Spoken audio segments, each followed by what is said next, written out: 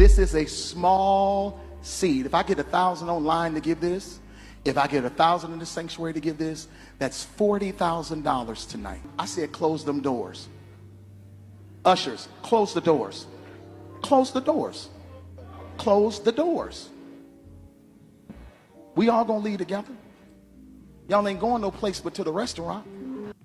Imagine going to church for a spiritual experience, but instead you are met with locked doors and a preacher demanding cash like it's a stick up in God's house. I saw this a few days ago. This has been around for quite some time, and it's pretty shocking. It's manipulative and just honestly just plain wrong in my opinion. This dude is locking people in like it's some kind of spiritual shakedown, and he's acting like this is a part of the service. Now, mind you, he did respond to this viral video going, I guess, back around the internet, and he had a really long text response on his Facebook page. We'll be checking that out after the video. So we're gonna watch this right now. Let's get into it. And they understand the cost that is involved.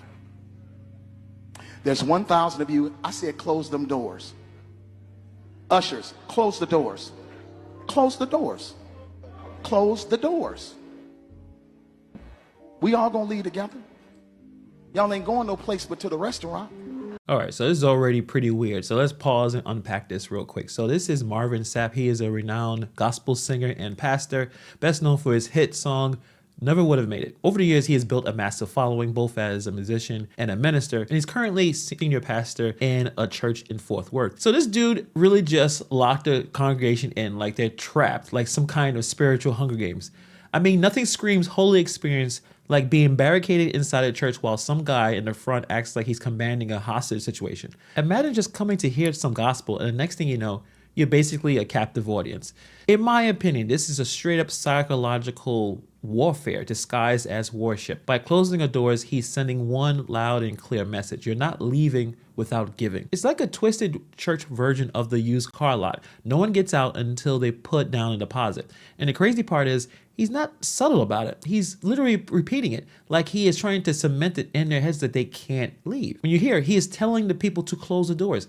They didn't do it initially. He had to repeat it several times. This repetition isn't just for emphasis. It's a tactic to make people feel trapped and pressured. He's literally using physical control as a psychological weapon. It's like he's saying, you're stuck here, so you might as well pay up. So to the crowd, they just take it. No one's questioning because in the moment, they're under his control. They have been conditioned to respect and obey, and he knows it. This is how manipulative leaders operate. They'll blur the line between respect and submission. They act like their word is gospel and no one dares challenge it. Do you know who else closes the doors to trap people? Scammers, cult leaders, predators. This isn't the behavior of a spiritual guide. This is behavior of a con artist. And the fact that people just sit there and take it without batting an eye, that's how deeply ingrained manipulation is. They're not just following a leader. They're worshiping the man instead of the message. There's 1,000 of you tonight, and those that are watching, it's 1,000 that's watching online. This is a small seed. If I get 1,000 online to give this, if I get 1,000 in the sanctuary to give this, that's $40,000 tonight. This dude wants $40,000 in one night. Look at this dude breaking down the math like he is on the Shark Tank, pitching his latest hustle. The man just flipped the entire vibe, again, from being a spiritual leader to a financial strategist, calculating the donations like he's planning some kind of corporate merger. If I can get 1,000 people to give $20 each, that's $40,000 tonight. Bro, are we in a church or some kind of crowdfunding seminar? This is pure manipulation wrapped up in basic math. He's making it sound so simple and reasonable that people almost feel dumb for not doing it. He knows exactly what he's doing. He's treating the congregation like investors in his personal enterprise. The way he breaks it down step by step, like he's conditioning them to accept that giving money is just common sense. And notice that he's not even talking about what the money is for. No mention for charity, community projects, or even maintenance. Just give me your money. Just give me the cash. It feels like a straight cash grab, and he's not even hiding it. By making the math sound so simple, he's framing it as an easy ask. A small sacrifice for a big blessing. This is textbook manipulation. We are wired to respond to simplicity. He's banking on the fact that no one really is going to stop and think critically about this. In the moment, they're not calculating their own finances. They're just nodding along because he's convinced them that $20 is nothing to compare to what they're supposed to give back spiritually. Religion isn't supposed to be about transactions and investments, yet here he is turning worship into a profit model and no one is calling him out on it. It's mind-boggling how many people just accept it because this guy is on stage and just told him it was reasonable. I'm challenging each of you all down here to give a $20 seed. I actually think $20 is a lot of money. $20, believe it or not, when my late wife, Melinda P. Sapp, was alive, was a good date. I could take her to the movies, buy a box of popcorn, get 1 soda, 2 straws. See, he's making it very, very simple and trying to make it related. Remember, he wants that $20 seed, nothing compared to what it's supposed to give back spiritually, like I said earlier. And remember, they're locked right now. The doors are closed. They can't get up and just leave. I wasn't cheap. That's swag. I was looking in her eyes. She's looking in mine. Can't do that no more. Now, everyone up here, we've all sold and seeded, but I need everyone standing up here with us, with me, to plant a seed of $100. Because again, it costs to sit up here. I got you. Wait, what? So this dude just really slapped the price tag to how close you are to God, like the proximity to God. You hear that? It costs to sit up front. This dude turned the altar into some kind of VIP seating, like we're at a Kanye listening party or something. You want the deluxe salvation package? That's a cool $100. Apparently, being closer to the stage means your prayers hit express delivery. What's wild is how shameless this all is. He's not even pretending it's about worship anymore. This is straight up pay to play. He's implying that being seen with him on stage means that you're special, but only if your wallet is heavy enough. It's spiritual elitism in its purest form. He has made it clear that clout in his church comes with a price tag. He's creating this hierarchy where giving more makes you more important, more favored, more blessed. It's a way of reinforcing the idea that if you're not up there dropping 100, you're just one of the peasants in the back. It's manipulative and gross. This is how they make people think about their faith isn't good enough because they're not giving to the church financially. And notice how he phrases it too. We have all sold and seeded. That we is crucial because it builds an illusion of unity and solidarity. Like everyone is in this together. It's social pressure disguised as community spirit. He's making people feel obligated to match the giving to those on stage because no one wants to look like the cheap one in front of their peers. This is psychological coercion wrapped in the guise of fellowship. Remember talking about the story. Hey, my late wife, $20 was a date. That's not just reminiscing, that's planting a seed of relatability so people can feel more connected to him. So once they feel that bond, they're likely to open up their wallets. It's very effective, but manipulative storytelling, using emotion to grease the wheels for the big ask. Let's see. So put your 20 away, preachers. That 20 wasn't for you. And this is what I need you to do. If you're giving electronically, or even if you're giving tangibly, I'm going to have y'all come to the altar and give it, because I need to see 1,000 people moving. Bring them baskets. I want the baskets up here. What is the money for? What is the money for? Why am I giving you the money? What happened to telling people what you're going to do with the money? Being transparent. Is it to fund what? It's like I understand it's something that happens in churches all the time. And put in the comments below. Am I wrong? Am I way off on this? Do you think this is how you should ask for money or for either contributions?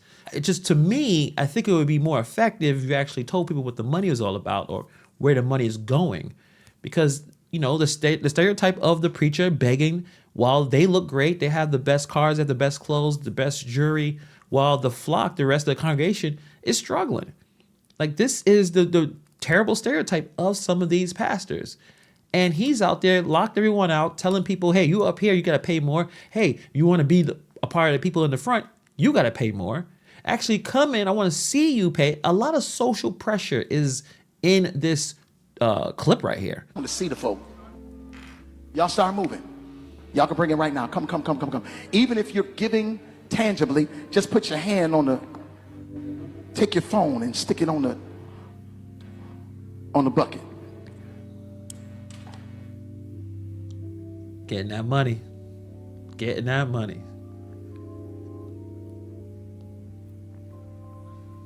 Shh. Giving is worship. Giving is worship. Especially if you're giving to him. Giving is worship. Giving is worship. Is that money just going to go right back into his pocket? You might as well not even put it in there, right? I'm just saying, allegedly, right? This ain't the time to talk. 1,000 people need to give $20. 1,000 people need to give $20. 1,000 people online need to give $20. This is easy, saints. This is an easy miracle. Yeah, shut up, don't talk. Open up those wallets. We ain't got time to I don't want you to think about this. I don't want you to debate this. Just throw the money out. My guy just called this cash grab an easy miracle. He turned swiping your debit card into a holy experience. This is next level brainwashing, convincing people that their money is some kind of divine offering that guarantees a blessing. This dude is not selling faith. He's selling a lottery ticket to heaven. Let's be real. Miracles aren't something that you can just buy, yet he's over here acting like he's dropping $20 in the bucket is going to unlock God's favor like this some kind of cheat code. This is easy. Easy for you because you're the one raking in all the cash. It's like telling people that paying rent is an investment in your landlord's happiness. The whole easy miracle line is downright insulting. He's preying on people who generally believe in the power of giving, but he's twisting it to make them feel like their faith is tied into a dollar amount. If they don't give, it's like they're somehow blocking their own blessings. It's crazy how he's weaponizing their beliefs against them. He keeps repeating the numbers too. 1,000 people need to give out $20. 1,000 people need to give out $20. 1,000 people need to give $20. That repetition isn't by accident. It's a form of conditioning. The more that it drills into their heads that this is the right thing to do. He's not just asking for donations. He's setting an expectation, almost like a commandment. It's manipulative to a core. And notice he's calling it easy miracle, making it sound like a guaranteed spiritual payoff. That's dangerous. He's conditioning people to think that giving money equals receive blessings. And when those blessings don't come, they'll just assume that they didn't give enough or didn't have enough faith. It's a never-ending cycle that leaves them broke and spiritually confused when he's counting those stacks in the back. We should be able to raise $40,000 tonight just from y'all giving. That's it. Yep, hurry up and give that money. Just hurry up. We need 1,000 people. We need that $40,000. So Marvin Sapp received a ton of negative feedback from the internet, from everywhere. So he had to provide a response. So let's just check it out. And it's a pretty long response. I'll try to read as much as I can, and then we'll respond to the response. Response. Let's add context to the clip on social media. Recently, a clip has gone viral of me challenging 2,000 individuals. I think it was 1,000 actually, but I guess virtually in person, maybe it was 2,000, to plant a seed of $20 during an international gathering at the convention center with over 4,000 people in attendance that evening plus virtual viewers. In the same moment, I challenged leadership to lead by example by sowing $100. That evening, I personally gave out more.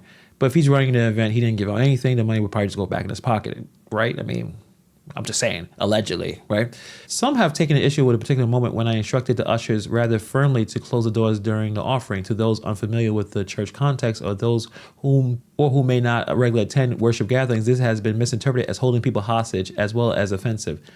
That was never my intent. Then why are you telling people to close the doors? Why that's even something that you would even say? How's that even... I mean, it didn't seem like it was a joke. You didn't laugh. Did they open back up the doors? It was manipulative. And he's trying to downplay it. The truth is, when finances are being received by any worship gathering, it is the most vulnerable and exposed times for both the finance and security teams. Oh, so now it's trying to protect the people that's giving out the money. Really? If that's true, then why you had to repeat the same command to the ushers if this is a regular thing? This guy is making things up as he goes along. Movement during this sacred exchange can be distracting and times even risky. My directive was not about control, but it was about creating a safe, focus, and reverent environment for those choosing to give and those handling the resources. Then why didn't you just say that?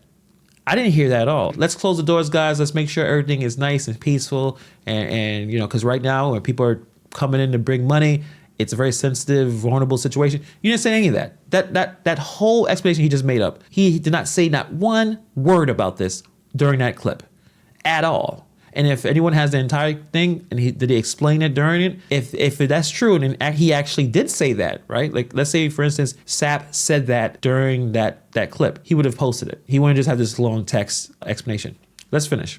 Unfortunately, in this social media age, snippets are easily shared without context, and assumptions are quickly made without understanding the full picture. Conferences have budgets, churches have budgets, and people have budgets. As the assigned ministerial gift for an international gathering, one of my responsibilities was to help raise the conference budget. That's not manipulation, that's stewardship. Well, you should be transparent about that and explain it instead of you just going on and on about raising $40,000. You need to be transparent. it looked very manipulative. You didn't explain anything. You just told people to give, and the giving is going to give them blessings or whatever. And then he throws out some scriptures. I'm not going to read the scriptures. You guys can check that out. I may just leave it on the screen as I finish up this, but let's go to the very end. So when someone challenges people to give a certain amount, it's not unbiblical. It's not manipulation. It is order. It is consistent with the scripture. Put in the comments below. So yes, you saw a moment, and I invite you to understand the movement behind it. I felt it necessary to provide context to this clip, and I hope that you share this explanation with the same passion and speed the original clip was shared. Honor, clarity, and truth is what I owe to people, and I'll always prove just that. And the funny thing is, the most popular comment from this post is right there. If closing the doors is standard protocol during offering, why did you have to instruct the ushers several times to do so? Wouldn't this be something that they would already know if it was done regularly? Which, what I just said just now, he's full of crap, in my opinion. In my opinion, this is just a damage control response. Is damage controls wrapped in scripture. He is trying to flip the narrative that he is some misunderstood saint just doing his duty. But let's be real, he is not addressing the core issue here. People aren't mad because he asked for money. They're mad because of how he did it. Closing the doors and making people feel trapped isn't about creating a spiritual atmosphere. It is straight up intimidation. Trying to reframe it as some kind of holy duty is just insulting to our intelligence. First off, Sapp's whole argument is built on the idea that people don't understand the church context. Nah, we get it. Churches need money. We don't need you to guilt trip your congregation or hold them hostage to make that happen. The way he commanded those ushers to lock the door and kept repeating it like it was a broken record, that's not creating a spiritual atmosphere. It's creating a pressure cooker where people feel obligated to give. It's like the car salesman blocking your exit until you buy the car. Just because you're in church doesn't mean the tactics change. And by using the Bible, I think Sapp is just using it to sidestep his issue of his manipulative methods. No one is arguing that giving is wrong. And the way he equated being faithful with coughing up cash, that's the problem. Even in the Bible, giving is voluntary, not something that should be forced and guilt ridden. Religion is supposed to uplift people, not drain them. Faith is supposed to be about connection and purpose, not just some cash driven hustle. That's why people like him get a lot of scrutiny. That's why there's tons of pastors out there that people think only that they care about the money and don't really care about the people. And people like him know how to play the game, use emotion to prime the crowd, guilt them into giving, and act like their wallet is the key to heaven's door. It's, in my opinion, very predatory and downright evil. But let me know what you guys think. Am I completely wrong on this? Do you believe that he did the right thing, or this is how you should speak to people? If you need money, lock the doors or close the doors in the church and try to convince them to cough up more cash. Is that the way it should go in some of these churches? Let me know. Thank you for taking the time to watch this video, and I'll see you guys in the next video.